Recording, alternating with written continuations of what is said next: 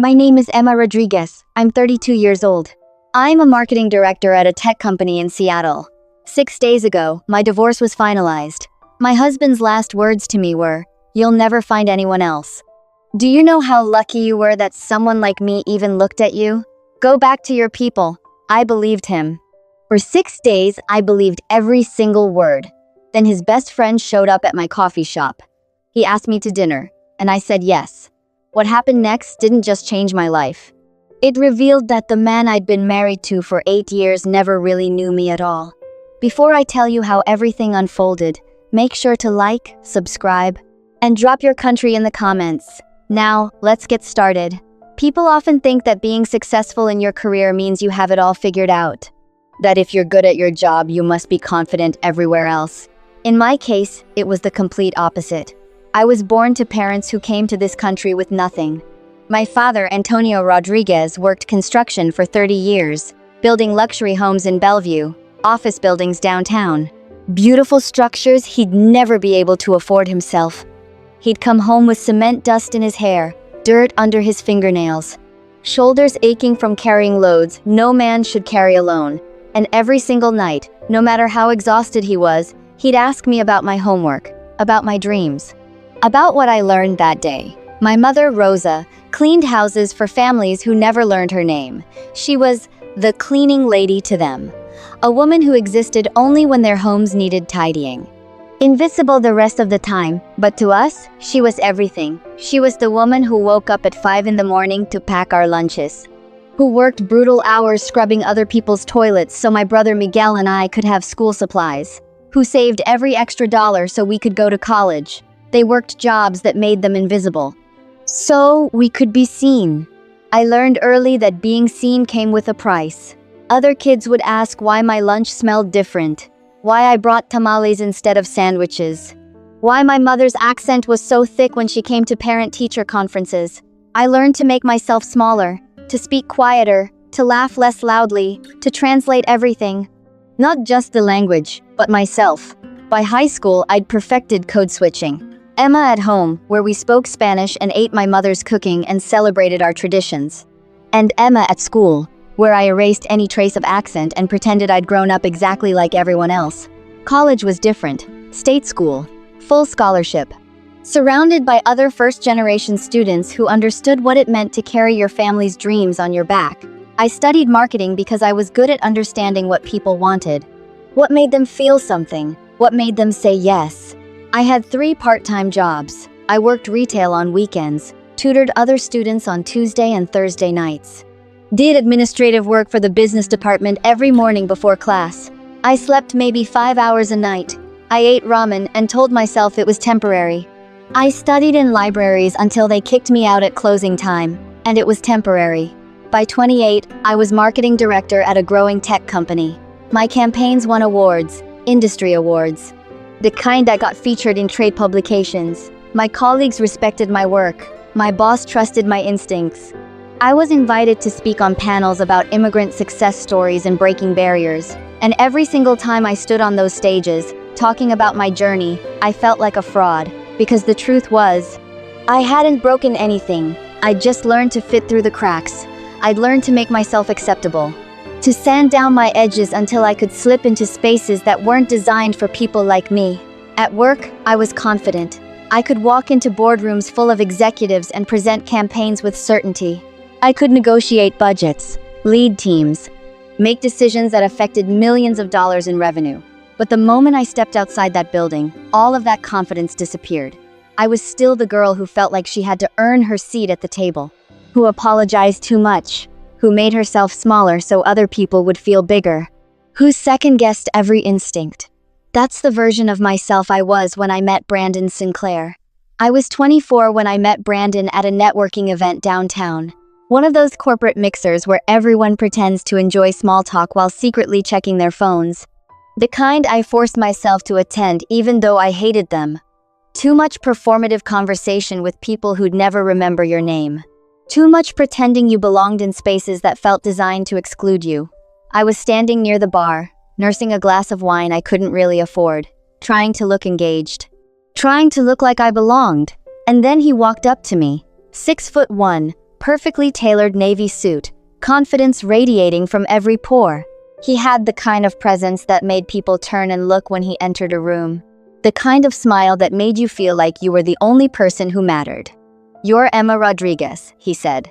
Not a question, a statement. Like it was a fact he'd been waiting to confirm. "I heard your presentation on consumer psychology last month, at the marketing summit. Brilliant work." Really brilliant. I remember feeling surprised, flattered, a little suspicious if I'm honest. Men like him didn't usually notice women like me at these events. We existed in different orbits, different worlds, but he seemed genuine. He asked about my work, really asked, wanted to know about my process, my influences, what campaigns I was proudest of. He listened to my answers, instead of waiting for his turn to talk. He made eye contact, remembered details, asked follow-up questions that showed he was actually paying attention. We talked for over an hour, about marketing and law and Seattle and what we wanted to build with our lives. He was charming, funny, self-deprecating in a way that felt real. He told stories about growing up in Connecticut that made him seem almost vulnerable, almost normal. When he asked for my number, I gave it to him without hesitation.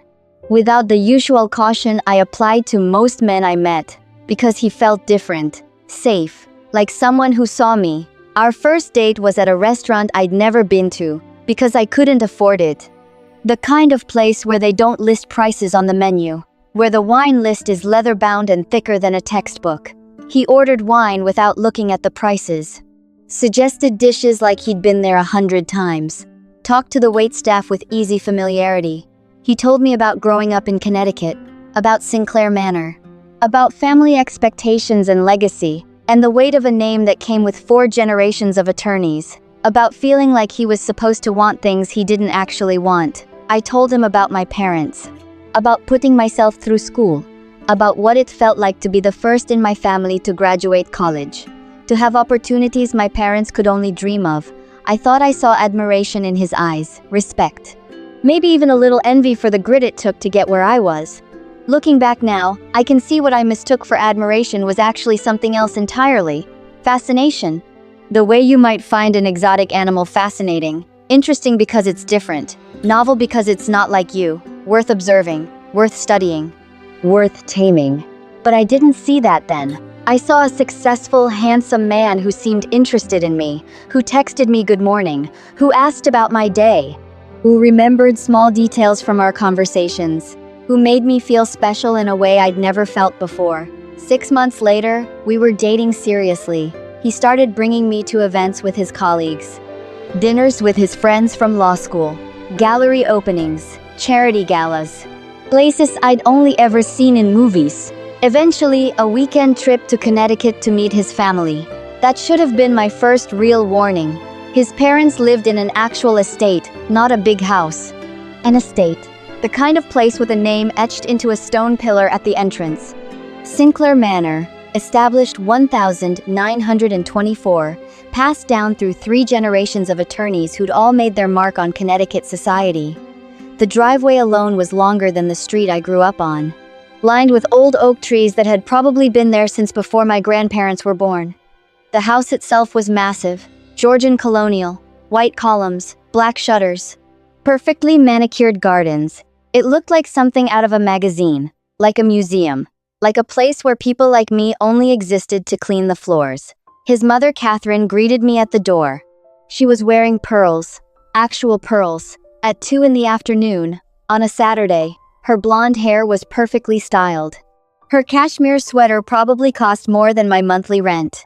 She looked at me with a smile that didn't reach her eyes, the kind of smile wealthy white women use when they're being polite but not warm, when they're tolerating your presence but not welcoming it. She looked at my dress, which I'd saved for 2 months to buy, which I'd thought was nice, professional, appropriate, and said, "How charming. Is that vintage?" It wasn't vintage, it was just from Nordstrom Rack instead of Saks Fifth Avenue. It was just the best I could afford on a marketing director's salary that was impressive by normal standards but laughable by Sinclair standards. "No," I said, trying to smile, trying to seem unbothered. "Just something I picked up recently." "Well," she said, in that particular tone that wealthy white women have perfected over generations. The tone that says everything without saying anything actionable. It's very colorful. Colorful. Not beautiful. Not lovely. Colorful. Like I was wearing a costume. Like I was trying too hard. Like I didn't understand the unspoken rules of their world. The weekend was a master class in subtle cruelty. Nothing you could point to and say that was rude. Nothing overtly hostile. Just 1,000 small cuts that left you bleeding without visible wounds. Questions about where I summered as a child. Comments about how articulate I was, said with just a hint of surprise. Compliments that felt like insults wrapped in silk. Conversations that assumed the level of cultural knowledge I didn't have. They talked about the right boarding schools, the right vacation spots in the Hamptons and Martha's Vineyard, the right charitable causes to support, the right social clubs to join. They used phrases like, our kind of people, and families like ours without ever explicitly defining what that meant. But the implication was always clear. There was an inside, and I was outside. Brandon's father, William, barely spoke to me directly. He addressed most of his comments to Brandon, as if I wasn't quite real enough to engage with, as if I was a temporary accessory that might disappear if ignored long enough. At dinner the first night, Catherine asked about my family. Her tone was light, conversational, but I could feel the examination beneath it. My father is in construction, I said, trying to sound proud even though I could feel myself shrinking in my chair.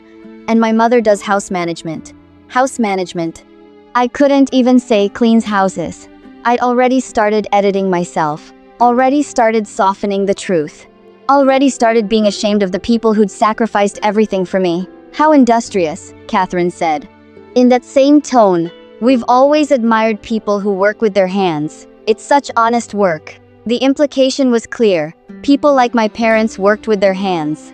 People like them worked with their minds. There was a hierarchy. Manual labor versus intellectual labor. Blue collar versus white collar. Them versus us. And I was being reminded exactly where I fell on that hierarchy. Brandon squeezed my hand under the table, and I told myself it was supportive, that he was trying to comfort me, that he was on my side. Later that night, in the guest room with the 4-poster bed and the antique furniture and the windows overlooking the gardens, I asked him if he thought it went well.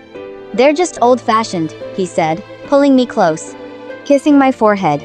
Give them time. They'll love you just like I do. They just need to get to know you. I wanted to believe him so badly, so desperately.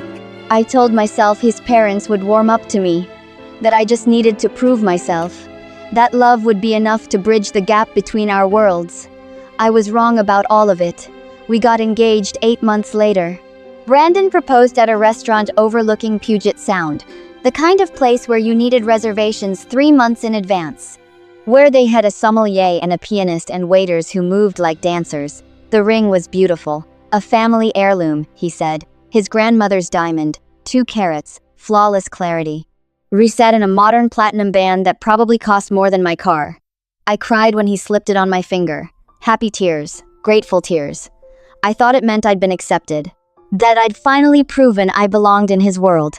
That his family had decided I was worthy of the Sinclair name. I didn't realize it was a collar, not a crown. The wedding planning should have been my second warning. Catherine took over everything. And I mean everything. The venue, not the one I'd dreamed of. The one that fit the Sinclair image. The flowers, white roses and peonies. Not the vibrant colors I'd wanted. The guest list, carefully curated. The menu, French-inspired. Not the fusion of cultures I'd suggested. When I mentioned inviting my extended family, my aunts and uncles, my cousins, the people who'd helped raise me, Catherine frowned delicately. Darling, she said, we have limited space at the club. We have to be selective.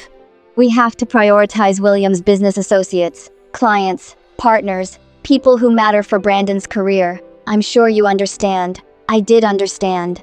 My family wasn't important enough, wasn't valuable enough, wasn't the right kind of people to fill seats at a Sinclair wedding.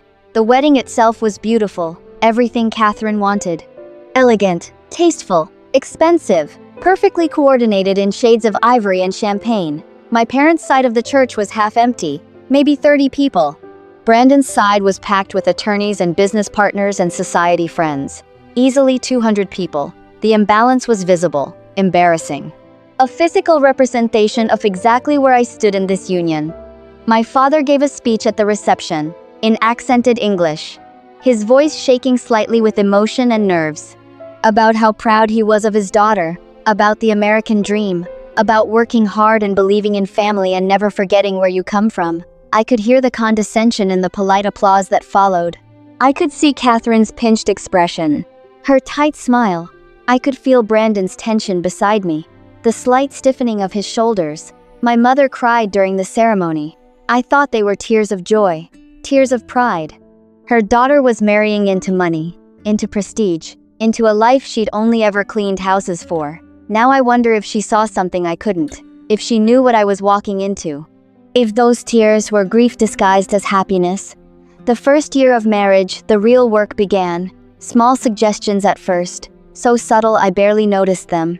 Maybe don't wear so much red, Emma. It's a bit loud for these events. You're very expressive when you talk. Maybe tone it down at work functions. People might think you're unprofessional. Each suggestion felt reasonable, loving even, like he was trying to help me succeed, like he was protecting me from embarrassment. Like he knew better than I did what would help me fit in. So I started changing. Neutral colors, beige, gray, navy, black. The kind of colors that don't draw attention. That don't make you stand out. That help you blend into expensive wallpaper.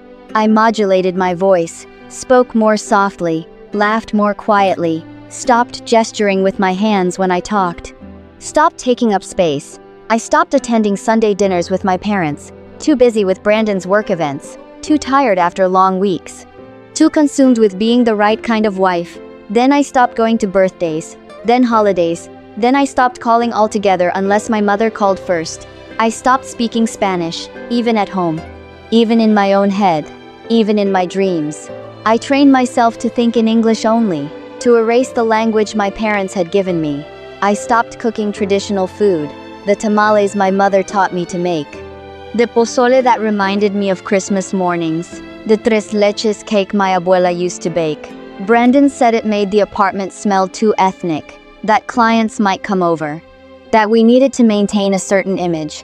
I watched myself disappear, piece by piece, like a slow fade, like erosion. So gradual I didn't notice until there was almost nothing left. And the worst part?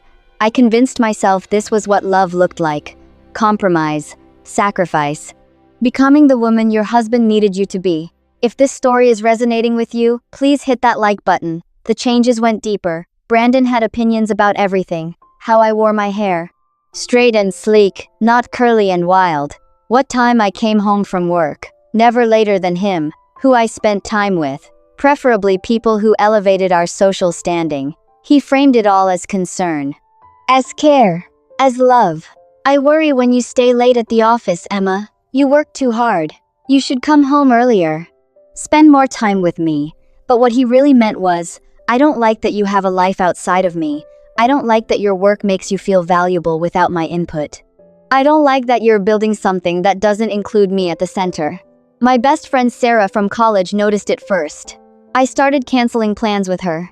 Making excuses. Brandon has a work thing and I should go. We have dinner with his parents. I'm just too tired. Rain check? Is everything okay? She asked one day, after I'd canceled for the third time in a month. You seem different lately. Like you're not really yourself anymore. I'm fine, I said automatically. The response I'd perfected.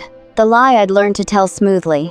Just busy with work and married life. You know how it is. She didn't push. She should have. I wish she had.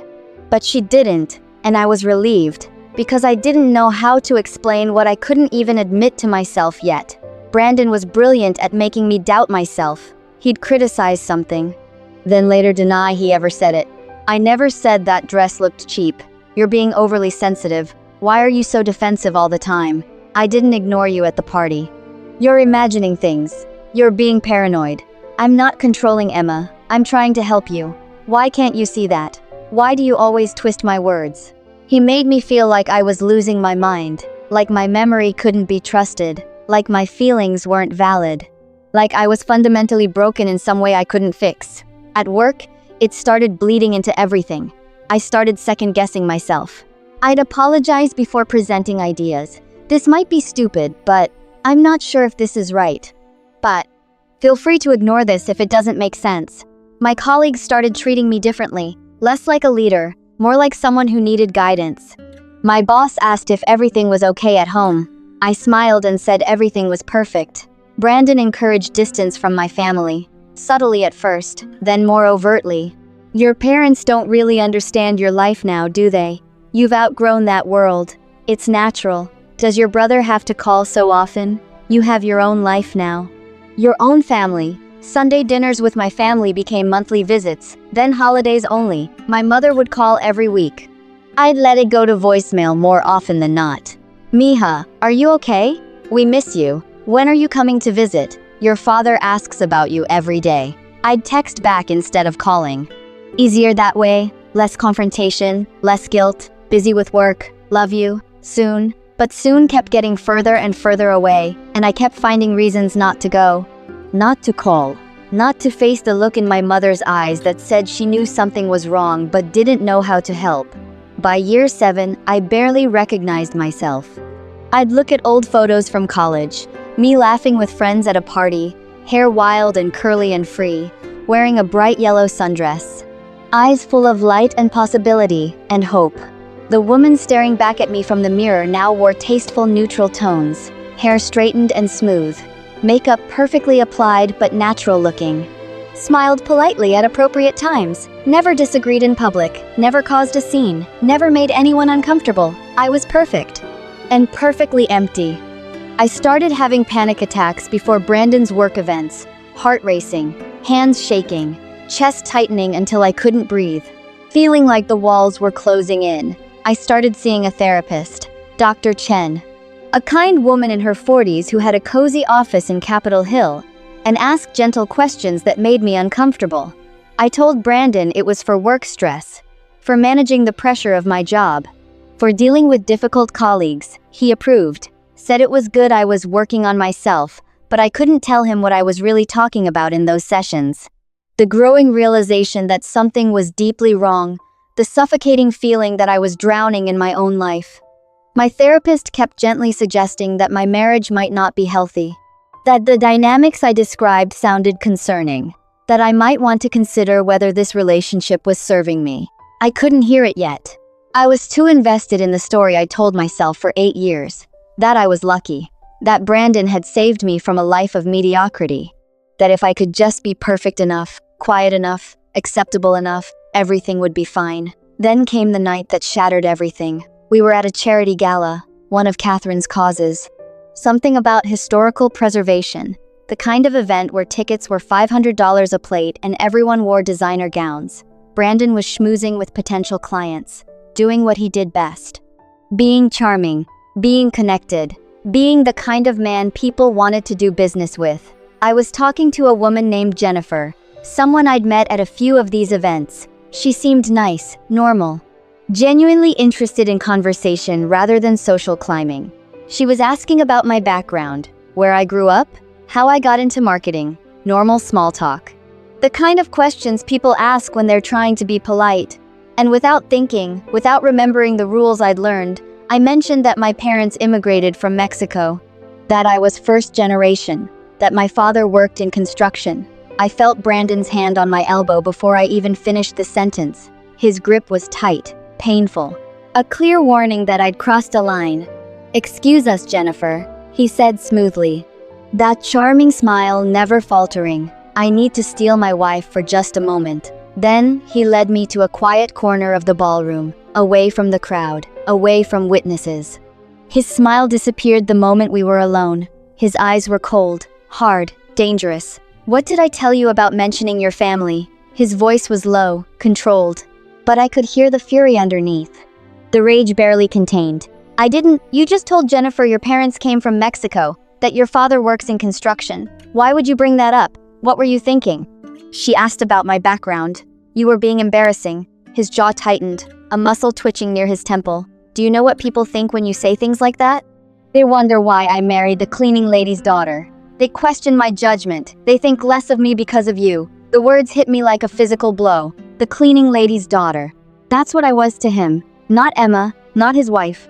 Not the woman he supposedly loved. The cleaning lady's daughter who should be grateful someone like him even looked at her. Something inside me cracked. Not broke, cracked. Like ice beginning to fracture under pressure. For the first time in years, I felt something other than the desperate desire to please him. To be good enough. To earn his approval. I felt anger. Pure white-hot anger that started in my chest and spread through my whole body like fire. I started couples therapy the week after the gala. I told Brandon we needed help, that we were growing apart, that I wasn't happy, that something needed to change. He agreed to go. But only, I think, because he was confident the therapist would see things his way, that I was the problem, that I was being difficult, that I needed to be fixed. Our therapist, Dr. Martinez, was a calm Latina woman in her 50s. She had kind eyes and a steady voice and asked questions that made Brandon visibly uncomfortable. Questions about power dynamics, about respect, about mutual support, about whether we both felt heard in the relationship, whether we both felt valued, whether we both felt safe to be ourselves. After our 4th session, she asked to see me alone. "Emma," she said gently, leaning forward in her chair, her eyes full of concern. "Do you feel safe in your marriage?" The question caught me off guard. He doesn't hit me. If that's what you're asking, that's not what I'm asking. Safety isn't just physical. Can you be yourself around him? Your full self? Are you allowed to say no? To disagree? Do you feel like you can express your needs without fear of consequences? I sat there in silence, really thinking about it for the first time. I couldn't remember the last time I'd said no to Brandon. I couldn't remember the last time I'd expressed a need that contradicted his. I couldn't remember the last time I'd been fully myself without editing and adjusting and apologizing. "I want you to think about something," Dr. Martinez continued, her voice still gentle but firm. "Think about whether this relationship is serving you, or whether you're serving the relationship. Think about who you were before you met him, and who you are now, and whether that change was your choice or his." I thought about it for 2 weeks, and the answer became painfully, devastatingly clear. 2 weeks later, I told Brandon I wanted a separation.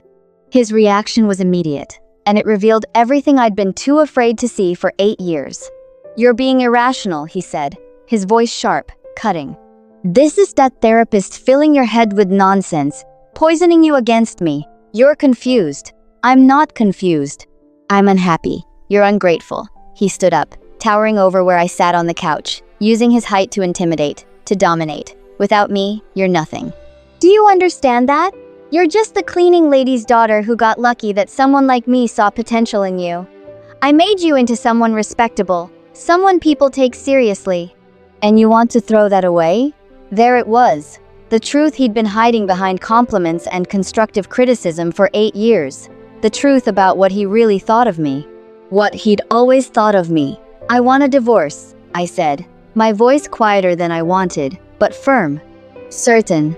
I want a divorce and I want you to move out." His expression changed, from anger to calculation, from rage to cold strategy. "You'll regret this," he said. "No one else will want you. You're 32 years old, Emma. You're not getting any younger, and now you're damaged goods, used. Who's going to want you after this?" But I'd already made up my mind. And for the first time in 8 years, I chose myself. The divorce took 6 months. Brandon contested everything, not because he wanted to save the marriage, not because he loved me, but because he wanted to punish me for leaving, for daring to choose myself over him. He dragged out every detail, every asset, every piece of furniture, every bank account, just to exhaust me, to drain me financially and emotionally, to make me give up and come back. His family called, his mother, his father, even his sister, all trying to convince me I was making a mistake, that Brandon was a good man, that I'd never find better, that I should reconsider before it was too late. I stopped answering their calls. Finally, after 6 months of legal battles and mediation and court dates, it was finalized. I went to the courthouse alone, signed the papers with a pen that shook slightly in my hand, walked out into the Seattle rain, a single woman for the first time in 8 years. Brandon was waiting on the courthouse steps. One last chance to twist the knife, one final opportunity to make me doubt myself. "You'll never find anyone else," he said, his voice calm, almost pitying, like he felt sorry for me. "You're 32, Emma. You're not getting younger. And now you're used goods, damaged. Who's going to want you after this? Who's going to love someone as broken as you? He leaned closer, making sure I could see the certainty in his eyes, the absolute conviction. Go back to your people. That's where you belong. You were never going to fit into my world anyway. I tried. God knows I tried. But you just don't have what it takes. Then he walked away, got into his expensive car, and drove off without looking back. And standing there in the rain, watching him disappear into traffic, I believed him. Every single word. For 6 days I believed him. I called in sick to work. I didn't eat, couldn't stomach more than coffee and toast. I barely slept. Maybe 2 or 3 hours a night before waking up in a panic. I just sat on my couch in the same sweatpants I'd been wearing since the divorce was finalized, thinking about how he was right. About how I'd made a terrible mistake. I was 32. I'd wasted my best years on a man who never really loved me. I'd alienated my family. I'd lost touch with my friends. I'd given up pieces of myself until there was almost nothing left. Who would want me now? Who would love someone this damaged, this broken, this empty? I looked at myself in the mirror and saw exactly what Brandon had described. Used goods, damaged. The cleaning lady's daughter who'd gotten above herself and paid the price. My phone buzzed constantly. Messages from Sarah, from my parents, from colleagues checking in, asking if I was okay, if I needed anything. I ignored them all. On day 4, I did something I'm still ashamed of. I considered calling Brandon, apologizing, begging him to take me back, asking if we could try again, promising I'd be better, quieter, more grateful. I actually had my phone in my hand. His number pulled up on the screen, my thumb hovering over the call button. That's how far gone I was. That's how thoroughly he'd destroyed my sense of self-worth. That's how completely I'd internalized his voice telling me I was worthless without him. But something stopped me. Maybe pride. Maybe exhaustion. Maybe some tiny spark of self-preservation buried deep beneath all the damage. I put the phone down and crawled back into bed and cried until I had no tears left. On day 6, I forced myself to leave the apartment. Not because I wanted to, not because I felt ready, but because I'd run out of coffee. And I couldn't face another day without caffeine. There was a small cafe 3 blocks away. I'd passed it 100 times but never gone in. It always seemed too cheerful. Too full of people living normal lives. Too bright for someone like me. But that morning I walked in, wearing yoga pants and an oversized sweatshirt that used to be Brandon's. Hair in a messy bun. No makeup. Dark circles under my eyes that told the whole story. Looking exactly like someone who'd spent 6 days believing she'd never be loved again. I was standing in line, staring blankly at the menu board without really seeing it, when I heard a familiar voice. Emma? I turned, and there was Finn Murphy, Brandon's best friend since college, the architect. The one who'd been at our wedding, at our dinner parties, at countless gatherings over the years, part of the life I thought I'd left behind. He looked different than I remembered, less polished. Less put together. He was wearing jeans and a worn flannel shirt. His auburn hair was slightly messy. He had a laptop bag over his shoulder and what looked like a coffee stain on his sleeve. He looked real. Human. Imperfect. Nothing like the carefully curated image Brandon always projected. Finn, I managed to say, my voice hoarse from days of crying. Hi. He took in my appearance. The sweatpants. The obvious distress. The dark circles. The look of someone barely holding it together, and something shifted in his expression. Not pity, not judgment, just genuine concern. The kind that comes from actually caring, not from social obligation. Are you okay? He asked it like he already knew the answer, like he was really asking if I wanted to talk about it, giving me permission to be honest or to lie, whichever I needed. I'm fine. I lied automatically. The response I'd perfected over 8 years of marriage. The defense mechanism I couldn't quite turn off. He looked at me for a long moment, really looked at me, not at the version of me I was trying to project, but at the truth underneath. And I felt seen in a way I hadn't felt in years. Can I buy you a coffee? He asked gently. Maybe we could sit for a minute? If you have time, no pressure. Every instinct told me to say no. To get my coffee and go home and crawl back into my cocoon of self-pity and self-loathing, to avoid anyone who knew Brandon, who knew what I'd become, but something in his eyes stopped me. Something genuine, something kind, Something that made me feel like maybe, just maybe, I could trust him. Okay, I heard myself say, I know this is getting intense. If you're invested in what happens next, please subscribe. We got our drinks, black coffee for him, a latte for me. We sat at a corner table by the window. Finn didn't fill the silence with small talk. He just waited, giving me space. I'm sure you heard, I finally said. About the divorce. I heard. His voice was careful. Brandon called me. His version was different from the truth, I imagine. I looked up sharply. What did he say? That you'd become irrational. That some therapist turned you against him. That you'd come crawling back once you realized what you'd given up.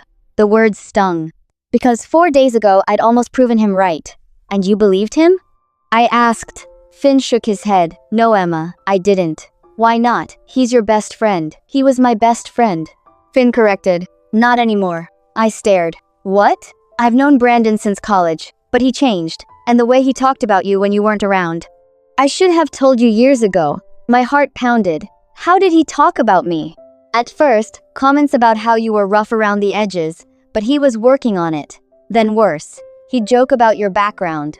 Call you his project. Each word confirmed everything I'd suspected.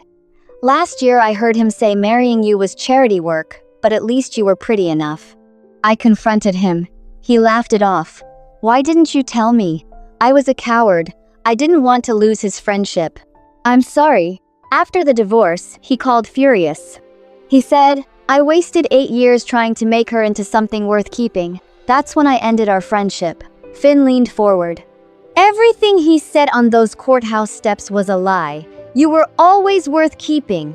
Tears started falling. I know this is terrible timing, Finn said. But would you have dinner with me? I'd like to know the actual Emma Rodriguez. My heart raced. This was insane. But something in his eyes made me feel seen. Yes, I said. 6 months later, I stood in my parents' backyard with Finn beside me and my family around us. This wasn't a wedding. Just a celebration of surviving, of healing. My mother gave a toast in Spanish, about strength, about family. My father spoke about his daughter, who'd always been enough. When it was my turn, I looked around. For a long time, I thought I had to choose between where I came from and where I wanted to go. But I was wrong. I don't have to choose. I squeezed Finn's hand. I can be all of it. Thank you for never giving up on me, I told my parents. To family. To truth. To second chances. To Emma, Finn added. To the woman who was always enough. Everyone cheered, and I finally understood. Brandon hadn't taken anything from me. He'd just convinced me to give it away, but I'd taken it all back. And for the first time in years, I knew who I was. I'm Emma Rodriguez, daughter of immigrants, marketing director, sister, friend, partner. I'm all of it. And I'm enough. I've always been enough. If my story resonated with you, please like this video, subscribe, and share it with someone who needs to hear it. Thank you for watching, and don't forget to share your thoughts in the comments.